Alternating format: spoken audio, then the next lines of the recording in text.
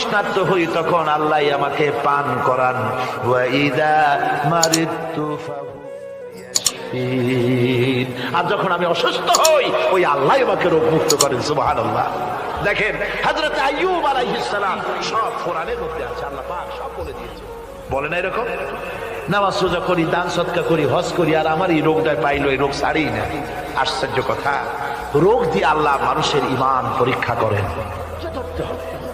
হযরত আইয়ুব আলাইহিস সালামের রোগ হলো 18টি বছর পর্যন্ত রোগে ভুগলেন। 18 বছর শরীর পচে যেতে লাগলো, বিবি বাল বাচ্চা সব তার কাছ থেকে ছড়ে গেল। গ্রামের লোকেরা তাকে তাড়ায় দিল, জঙ্গলের ভিতরে তিনি কাটাতে লাগলেন। এরপরে তিনি কষ্টে অস্থির হয়ে গেলেন, কোন শেকায়েত আল্লাহর দরবারে তোলেন নাই। বলেছেন, আয় আল্লাহ পাক, আমি দারুণ ভাবে রোগগ্রস্ত হয়ে পড়েছি, আর তুমি রহমান রহিম।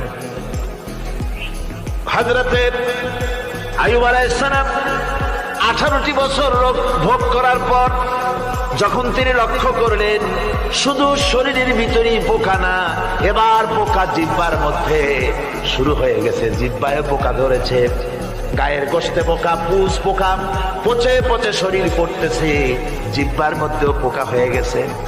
হযরত আইয়ুব আলাইহিস সালাম এবার আল্লাহর দরবারে হাত তুলে বলেন, রব্বুল আলামিন, এতদিন কোনো কথা বলি নাই, 18টি বছর পর্যন্ত হাসি মুখে আমি সহ্য করে চলছি, তুমি রোগ দিয়েছো বলার আমার কিছুই নাই, কিন্তু এবার অবশ্যই শিকায়েত করব, যেহেতু আমার জিহ্বায় পোকা ধরেছে, মাবুদ আমার জিহ্বায় পোকা দিও না, আমার জিহ্বায় যদি পোকা হয়ে যায় তাহলে তোমার মতো আল্লাহর জিকির আমি কি দিয়া করব? আয় আল্লাহ, জিহ্বাটা সুস্থ রাখো যাতে করে তোমার জিকির করতে পারি। সুবহানাল্লাহ।